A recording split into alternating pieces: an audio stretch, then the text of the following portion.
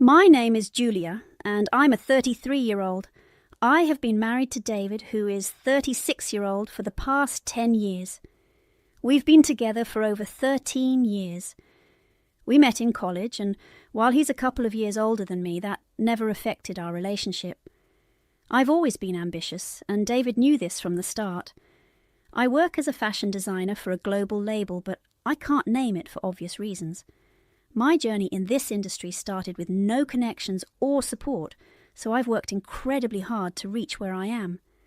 Climbing the career ladder has been challenging, and I'm proud of my achievements. When things got serious between David and me, I made it clear that my career was a priority.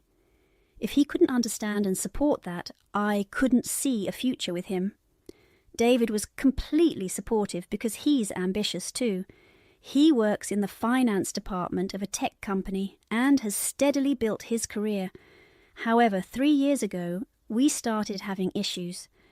David felt it was time to start a family since I had made significant strides in my career. I didn't feel the same way. While I acknowledged my progress, I knew there was still more I wanted to achieve. At that point, I was looking to switch to my current label, or another prestigious one. My old job was in jeopardy due to COVID-19, and layoffs seemed imminent. I needed to make the switch before anything happened. David thought this was the perfect time to have kids. If I got laid off, I could take a break, focus on a baby, and then return to work later. But that wasn't what I wanted at all. Conversations about this always turned into fights.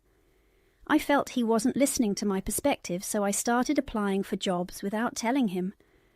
I felt terrible about keeping this from him because we'd always shared everything, but I couldn't sacrifice my career. In late 2021, I landed my current job. I was over the moon, ecstatic, and extremely proud of myself. Unfortunately, David didn't share my excitement. He felt blindsided by my decision and worried about how it would affect our family plans. I tried to explain my point of view, but he was hurt and not receptive. I knew I needed to give it time to salvage and improve our relationship. By April 2022, I had proven my worth to my managers and supervisors, and my employment terms were upgraded. The benefits offered by my new job were unbelievable, which is why I needed to make the switch. In these big labels, once you secure a spot and work hard initially, you gain a lot of bargaining power. When I told David about the perks, he thought I was joking. They were that good. I would get 6 months of paid maternity leave along with another 6 months of either unpaid leave or work from home. None of this would have been possible at my old job. I thought this was the best time to try for a baby because I wouldn't have to compromise my career. I had a secure job with provisions to make the transition to motherhood as smooth as possible. Everything seemed to be going well, and we started trying for a baby. Unfortunately, we had no success until November 2022, so we decided to see a doctor. Both of us were worried, especially David. The test results showed I had a very low chance of conceiving naturally. I was devastated because I really wanted a child. The doctor explained that this wasn't related to my age or lifestyle, but was a side effect of an illness I had in my late teens. There was nothing I could do about it. David, however, didn't understand this.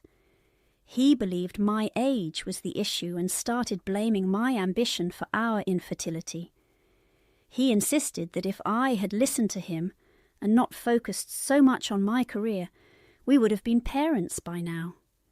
No amount of discussion, arguments, family intervention, or medical opinion changed his mind. It felt like he was waiting for the perfect opportunity to blame me and hate my job. This was mentally exhausting for me, especially since I was also dealing with my own grief. I was heartbroken, facing the reality that I might never carry a child to term. It was the darkest period of my life, and I had no support from anyone. My in-laws intervened when they visited for Christmas that year. Seeing the state we were in, they were appalled. They urged us to work things out, but we were constantly butting heads. They decided to fly down and talk to us. My father-in-law harshly criticised David for blaming me for something I had no control over. Even my mother-in-law said she was disgusted by her son's behaviour.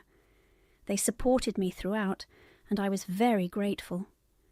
I know for sure that had they not intervened, our marriage would have broken down. In hindsight, I sometimes think that might have been better because none of us knew what was coming next. After many fights and tears, things got better between David and me. It was hard to accept that I wouldn't be able to conceive, but I was slowly coming to terms with it. A few weeks later, I asked David if he would consider adoption. We wanted to be parents, and many children needed loving homes. I had no issues with raising a child that wasn't biologically mine, but I wasn't sure how David felt. When we were dating, I had asked him about adoption, and he laughed, saying he never thought about it because he believed it would never be an issue. Approaching the topic with hesitation, I gently brought it up. Before I could mention adoption, David bluntly said he would not raise another person's child, so adoption was off the table. He was firm, leaving no room for discussion. I tried to press further to explore all options, but he was adamant. He wouldn't listen to anything I was trying to say. Exhausted, I asked him what other options we had. He said I could either go for fertility treatments, which he made clear was his preference, or we could consider surrogacy. I made it clear that I wouldn't take fertility treatments. I know many women who do, and the toll it takes on their bodies isn't worth it to me. Spending all that money and harming my body just to have a biological child didn't make sense. Both of us vetoed each other's first options. Mine was adoption, which he wasn't okay with, and his was fertility treatments, which I refused to entertain. The common ground that seemed somewhat acceptable to both of us was surrogacy. Neither of us preferred it, but after a lot of back and forth, we decided to go for it. Luckily, we found a willing surrogate very soon. It was his co-worker, Anna, a 27-year-old woman. He suggested her, saying she would be more than happy to help if we were a match. I was relieved that we didn't have to search hard for a surrogate, but I should have been more cautious. It seemed too coincidental that she was ready and willing so quickly, but at the time I was just grateful that the first part of the process was sorted. Anna went through some tests and intense doctor's appointments, and the doctors were optimistic. She was young and fertile, with a good chance of carrying the pregnancy to term. The samples had been collected and stored beforehand, so only the implantation remained. Once the paperwork was done, the doctors scheduled the big day. David and I were excited and anxious. Anna looked tense but put up a brave front for us.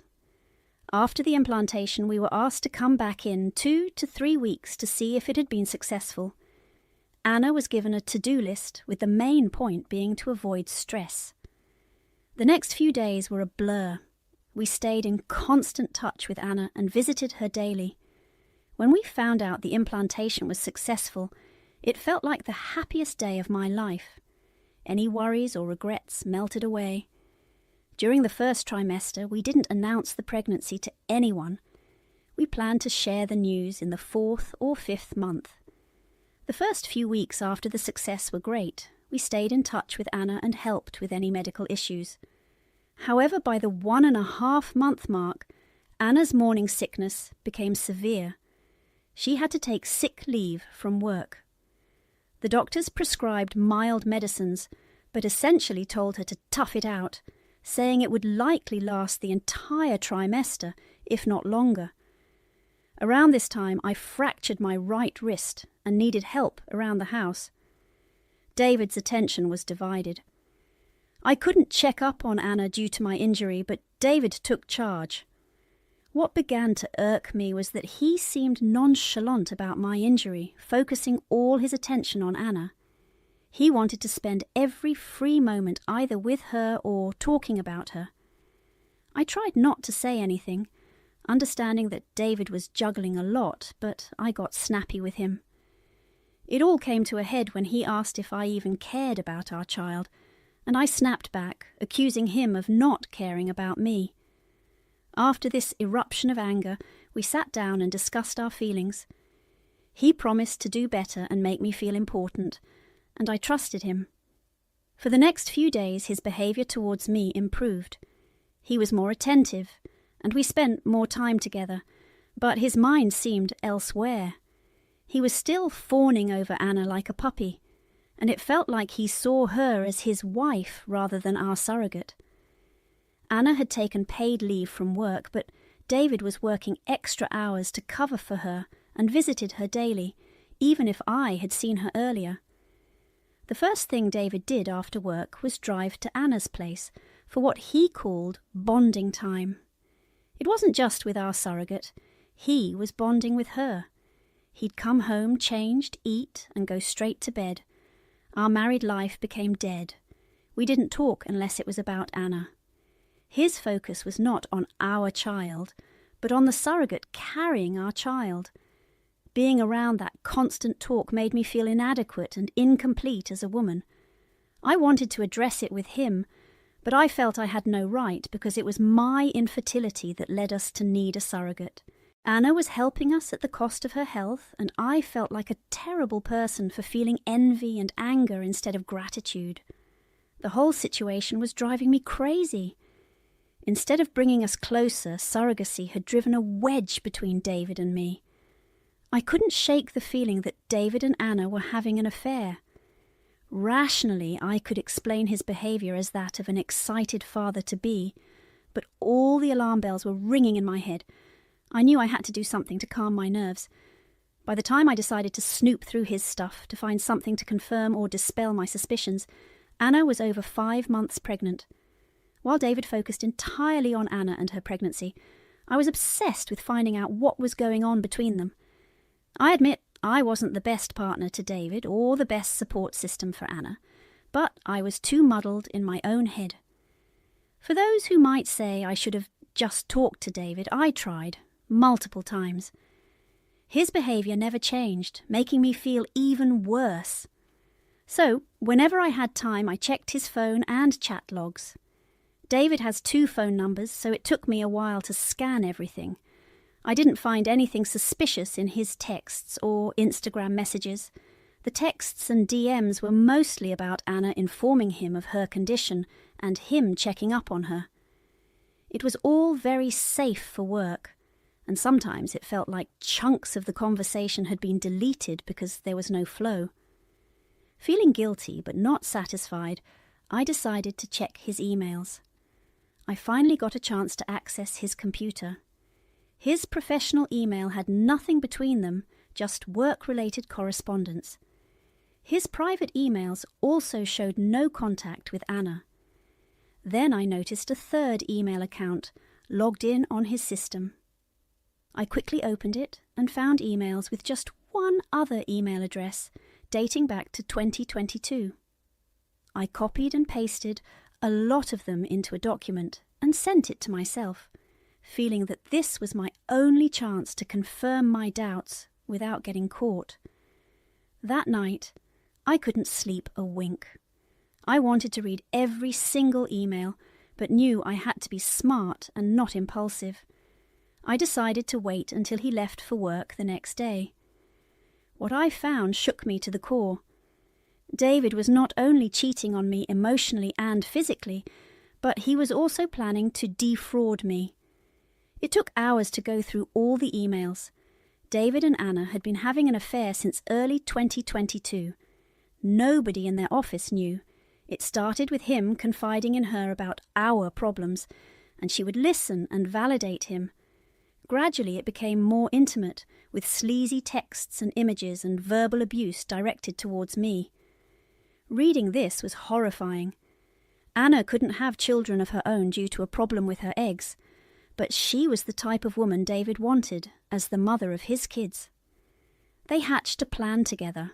They would get me to agree to surrogacy, and Anna would step in as the surrogate. David convinced Anna that once the baby was born, she should quit her job and become a stay-at-home mum. To afford a luxurious life with only one income, they planned to rope me in. Right before the baby's birth, David would start picking fights with me, leading to our divorce. He planned to press the courts for primary custody because even though I was the biological mother, he was willing to raise the child with the surrogate. This way, I'd have to pay hefty child support until the child turned 18, which I could afford given my job. They intended to mooch off these payments and live a picture-perfect life together. All of this was detailed in those emails. At first, I didn't even feel hurt. I just felt shocked and numb. My brain couldn't process the months of meticulous planning. If they were so happy together, if he didn't want to be with me, he could have done the respectable thing and told me. I had been living in a sham of a marriage for the last 2 years, working through issues and letting my self-esteem be crushed, all for him to have an affair and a baby with another woman, my baby. Every ounce of love I felt for him vanished in an instant. All I could feel was rage and disgust. I knew I had to do something, and fast. I needed to get my ducks in a row and get myself and my kid out of this mess as soon as possible. I called my lawyer friend Stacy and told her I needed to stay with her for a few days to sort things out. I then texted David saying that Stacy was sick and needed help, so I'd be staying at her house to avoid being disturbed. I wasn't sure of my legal standing, but I knew I wouldn't give up or back down. Update 1. Stacy and I had a long chat. She couldn't fathom that all this had been going on for 2 years without me having a clue. I told her that despite our troubles, I never had a reason to distrust him. I never anticipated that the man I'd been with for 13 years would do something like this and betray me completely. Fortunately, Stacy and I are clear on the next legal steps.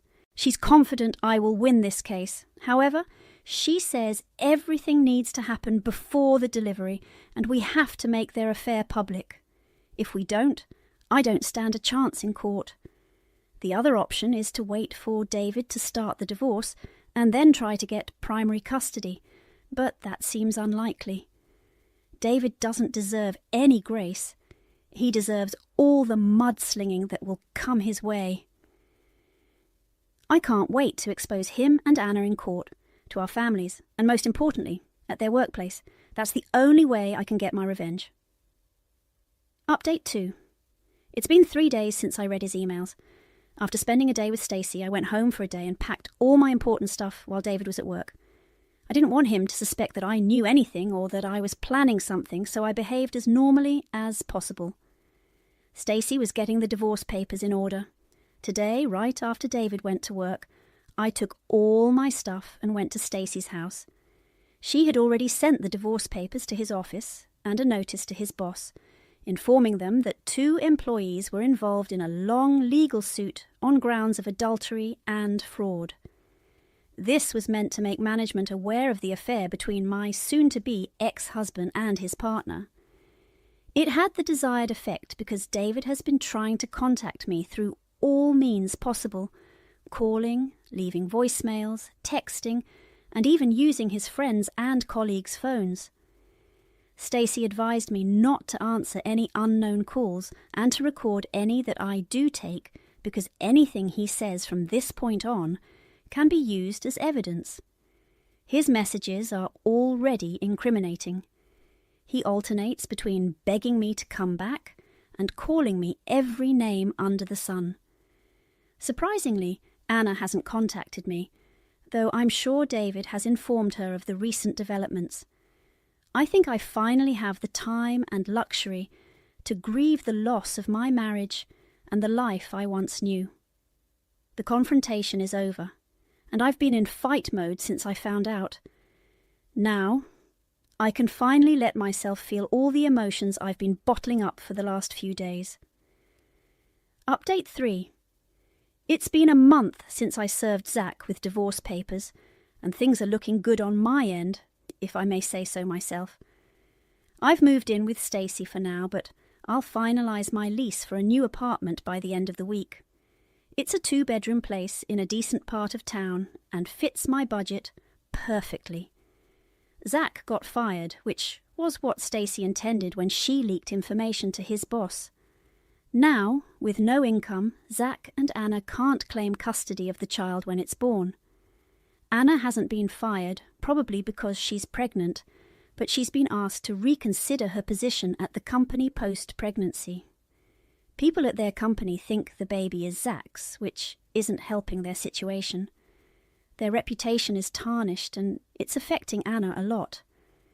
I know all this because of a drunken call from my soon-to-be ex-husband. All in all, Stacey and I are pretty confident we're going to win this one. I can't share more details because the case is still ongoing, and it could be used against me. I might have to grant some visitation rights to Zach, but according to Stacey, Anna will have no legal rights over the child, which is a relief. This will be my last update because I don't want any details of the case getting out and risking identification. Thank you to everyone who commented and suggested a course of action for me. I'm very grateful, but now I'm taking a break from Reddit and